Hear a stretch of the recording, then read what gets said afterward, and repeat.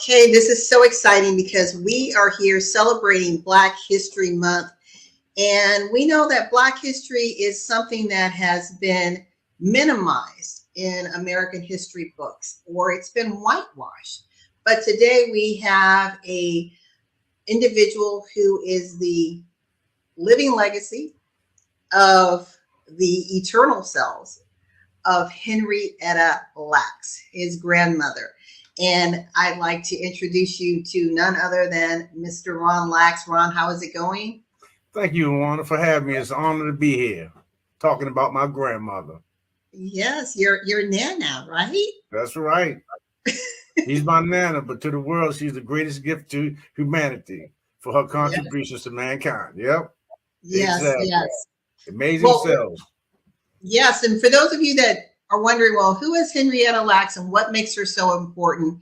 I want to encourage you to, after this, to Google Mhm. and to understand the amazing contributions and shifts that have happened medically because of the discovery of literally her immortal cells. These are cells that survived outside of the body and continue to live today. And we can just go on and on about the medical advancements, from even testing her cells in space to see how our astronauts would survive zero gravity, to IVF, cancer research, vaccines, including using her cells to navigate this pandemic world that we're in. So we are truly, the world is eternally grateful for just this, literally seeing our immortality around us, right? Exactly. Polio, fetal fertilization, a host of other products that Henrietta Lacks's cells have accomplished. Yes.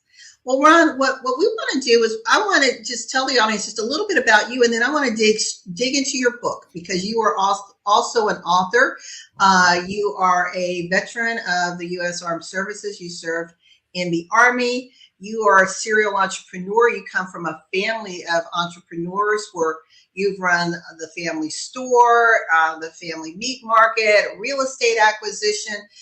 You've just done a lot in your life, but right now you are on a mission to help the world understand the rest of the story, right? Right, right. You So know, tell us a little bit about your book and what motivated you to say, I've gotta let the world know that there's a other side to this story. exactly. I mean, as important as healer cells are, they had to know about the person behind the healer cells, and that's my grandmother Henrietta Lacks. They tried to portray her as a poor black farmer, which was so far from the truth. Anyone that look at that iconic picture of her and my grandfather dressed to the T, I don't see how they come away with that. But my grandmother wanted better for her children. That's why they migrated to Baltimore, Maryland.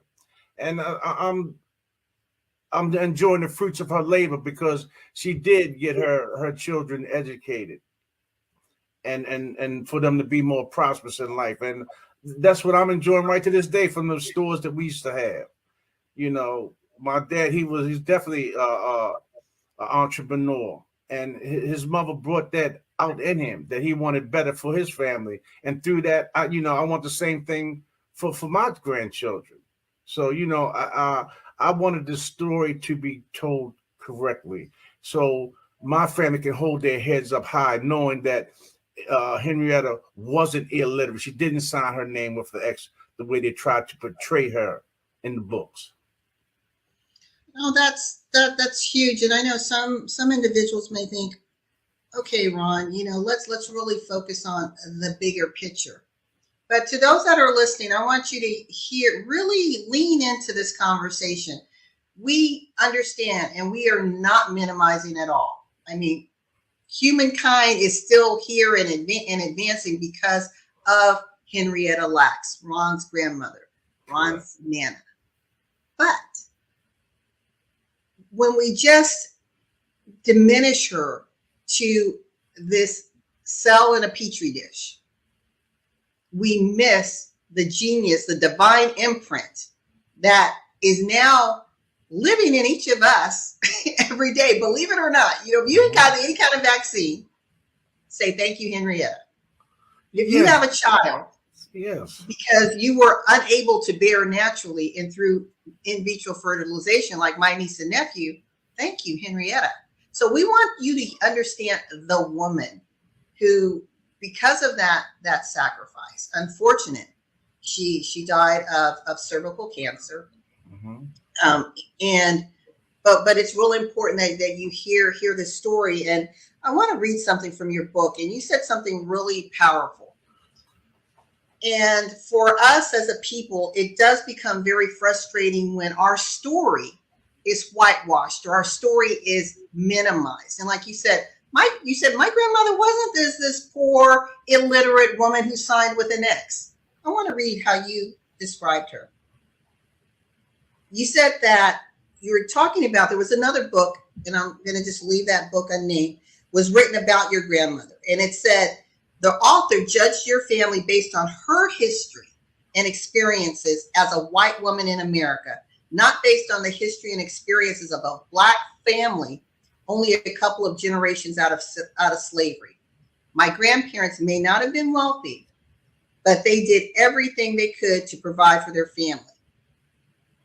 And, Ron, that is so common, unfortunately, that the media, the white experience wants to paint us in a certain way, always less than, instead of saying, okay, look at the time, right? I think your grandmother went to the 6th grade, which was at that time considered a point of completion. So again, remember the educational system was a little different, right? And I love, like in your book, you have her signature showing, okay, she signed this in cursive. This is not someone that just said, hand me a pencil and I make an X. Exactly. And I want to share just something with me that just happened recently. So when I read that part of your story, it resonated with me. My father's 91, has an advanced degree, just like you, served in the military. Well, he became ill over right after Christmas, over the New Year's holiday. And we took him to the hospital. Everything turned out fine. And he came back, and you know how they give you the discharge papers. Well, I'm looking through, and all of a sudden it shows where he was supposed to sign, and there was an X. And I said, Dad, what is that? And he said, the guy just told me just put an X. Ron, I know people would say, LaWanna, what's the big deal? Your dad was sick. My dad was sick. He wasn't dead. My father could still sign his name. I was livid. I said, Dad, don't you ever have anyone take your name from you. Exactly. Right? Exactly. And that's what you do. When you put an X, you're stripping symbolically the identity of that person. Exactly. And I want you to talk about that, because that's what happened with her sales. Yes. Instead of labeling them Henrietta Lacks. Exactly. I mean, the Gila, right? Right. I mean, to minimize what this Black woman sells accomplished. I mean, it has helped so many people being saved from polio, from being born with fetal fertilization.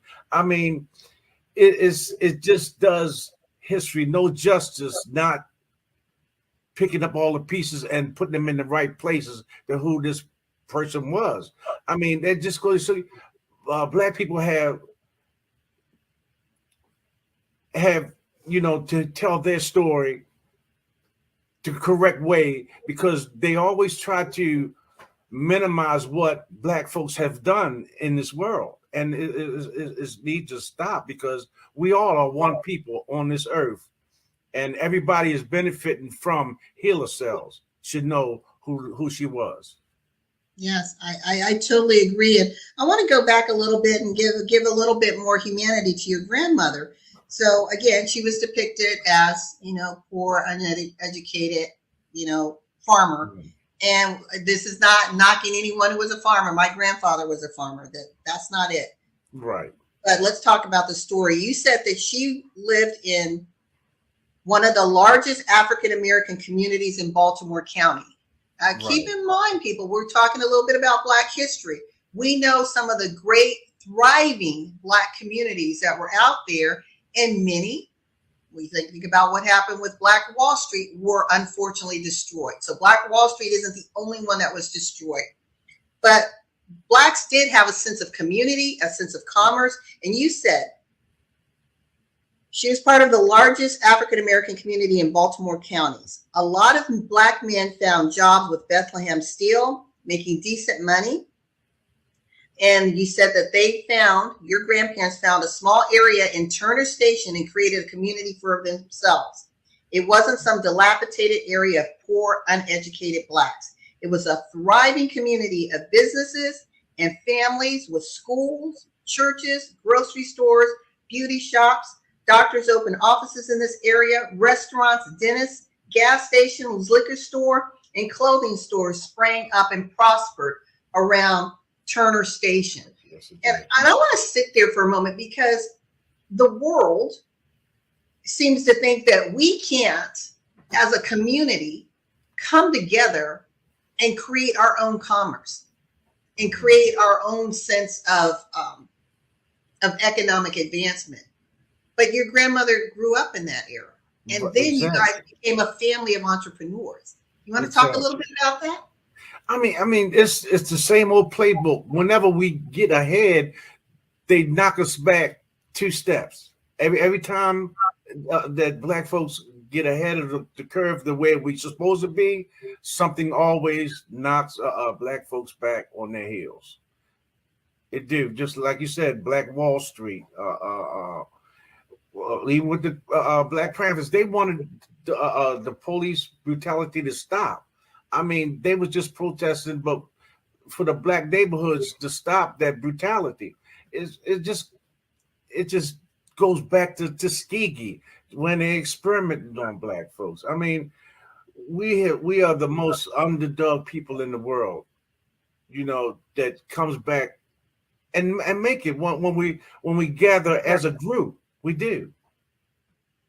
Yeah, as a people, we've gone through, and we still are we're a faith-based people. We lose a lot of our leaders along the way. That's what happened. We lose a lot of our leaders that help guide the way. We do, but I'm going to challenge you a little bit, Ron, because I want to say, within our communities, like you now are rising up. Mm-hmm. A leader is someone that is willing to amplify that voice and spotlight the truth, correct, or right the wrong or injustice. So I see you as one of the leaders, one of the people that are saying, look, folks, we need to not only recognize the story, I stand corrected, but how many people, even today, think about it, people, any of you who've had any sort of biopsies and things done, have you ever asked, what are you doing with that after you determine if it's cancerous or not? Have you ever asked? Mm-hmm. How do you discard it? Did you discard it? Mm-hmm. Because what happened to your grandmother is still happening today. Right. Well, because of Henrietta, they came up with a consent form now that you have to sign. But most to the hospital. But most people think about it when you're going into your entry form, and it's all this. It's a lot of information. Yeah. And it's in medical terms. Will most people understand? Right. And you're sick anyway. You say, come on, just make me sign that thing. Come on, let's go. Yeah, because I was just home in Arizona, and my mom had to have a outpatient procedure. And I was there with her, and my mother's 85, and they handed her a tablet. And she looks at it, she goes, it's the stylus, not a pen. She goes, what am I supposed to do with that? And so I'm now having to navigate her to help her to fill it out. And I thought, wow, here is a senior, and you just handed her this, but you didn't help acclimate her to this new device. Right. And then all of the questions, she was like, well, what does this mean? What are they saying? What does this dye mean? Because they were doing a contrast, and I had to explain to her, there's certain risk. But I really think it's important, and I'm speaking to us as a community. to individuals where English is not your primary language, or anyone that's listening around the world, have an advocate for your youth, for your seniors, even for yourself, to help you understand medically what's going on, because you've got to be part of the team, right, Ron? Right. Exactly. Yeah. Exactly. I want to read this, and you mentioned that there were a lot of conspiracy theories. At that time, John Hopkins was the only, I think, one of two hospitals that took African Americans in. And as you said, that there's been, a lot of, Tuskegee was an atrocity. That was an outright experimentation, and we know that that's happened not just in our people. We look at the Jewish race. I mean, you can go back generations upon generations. Exactly. Yes. Where we've had this, but one of the things that's unfortunate, and again, I'm going back to the whitewashing. I had heard of HeLa cells, but Ron, until I honestly heard about the other book and saw the movie, I had no idea they belonged to a Black woman. Really? Wow. Yeah. I never did. I mean, they used to call her Helen Lawson and Helen Lane to try to make her sound more white. Back there in the 50s, because it came from a Black person, and they wanted people to take the polio vaccine. Oh yeah, I totally get that, because can you imagine if they had said the source? Yeah, exactly. They would say, "Oh no, right, no, I'll take my chances." But you hope they wouldn't have chose to die from it. But I mean, sometimes racism runs so deep that it might have. I mean, here was life saving, and this came from a Black woman. Which one would you choose? I mean, now I know you've got you have your book. At the end of the day, for those that are reading, what key message do you want people to walk away from? Basically, tell your own story. I mean, I told my story because I seen my dad and my grandfather, what it did to them over the years, trying to find out what was going on with my with Henrietta. So the last straw was me when they was on Good Morning News with Oprah and Gayle King, Charlie Rowe, and called my aunt crazy, and nobody would ever call my aunt that, but the woman that wrote the first book. So I said, no, I can't have history betray my family that way. So I mean, a lot of powerful people try to block me and stop me from telling my side of the story, but me and my wife, we prevailed and we kept going forward because this was so important to my family, but not only that, to the Black race. That this amazing woman has done so much for the world. And I mean the world. Her cell's been used all over the world. Right. She died in, was it 1953? 51. 51. Okay. Mm-hmm. So yeah. So look at 70 plus years. We continue to find medical advancements, and this will, like I think you had mentioned before, when we're gone. Yes. Your grandmother literally is still living.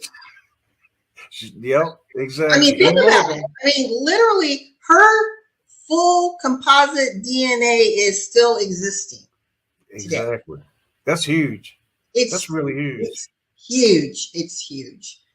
It's like, I mean, when I just sit, sometimes I'm just like, whoa. You can't even wrap your hands around it.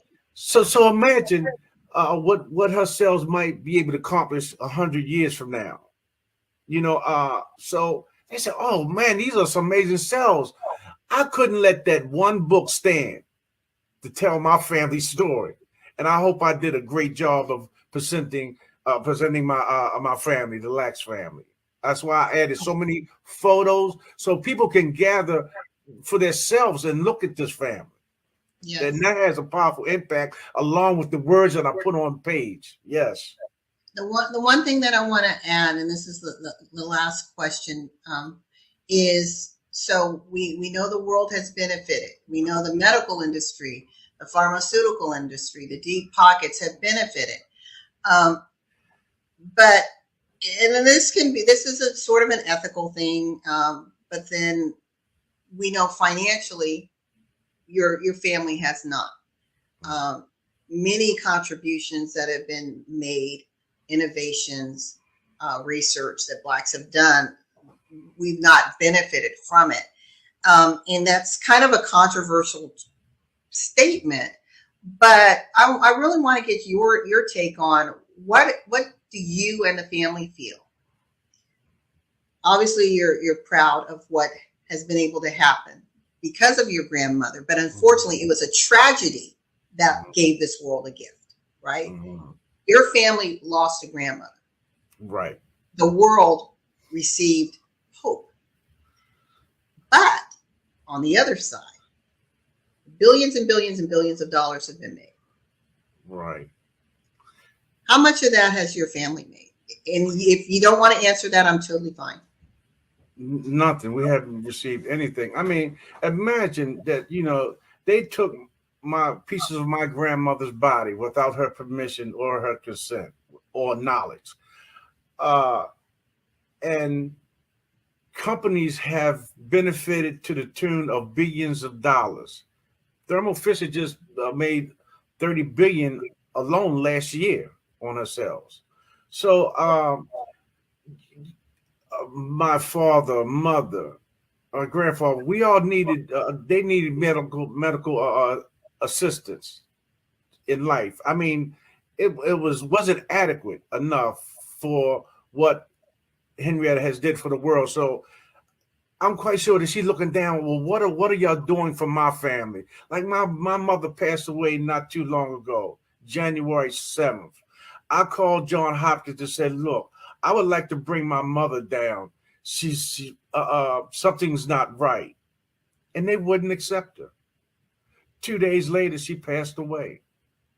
I mean, they couldn't even bring my mother and see her because I told them she's not breathing properly.